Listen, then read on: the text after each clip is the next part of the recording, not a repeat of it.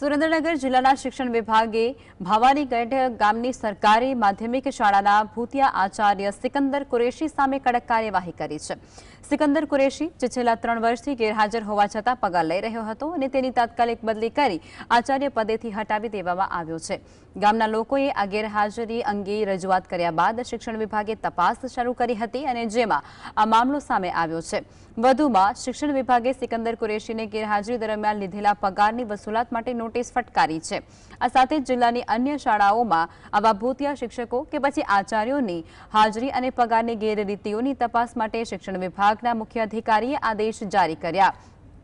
આ પગલાથી જિલ્લાની શૈક્ષણિક વ્યવસ્થામાં પારદર્શિતા અને જવાબદારી વધે તેવી અપેક્ષા છે।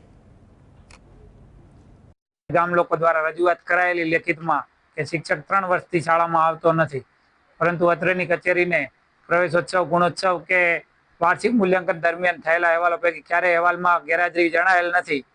પરિણામે ગામ લોકોની જે રજૂઆત હતી એના અન્વયે તપાસ કરતા ઈઆઈ શ્રી બારોટ દ્વારા તપાસ કરવામાં આવી અને તારીખ 22ના રોજ એનો અહેવાલ જ્યારે સંપર્ક કરવામાં આવ્યો ત્યારે અહેવાલના વાંચનના આધારે શિક્ષકની તત્કાલ ધોરણે બદલી કરી અને તેનો હાલ પૂરતો પગાર સ્થગિત કરી દેવામાં આવ્યો છે।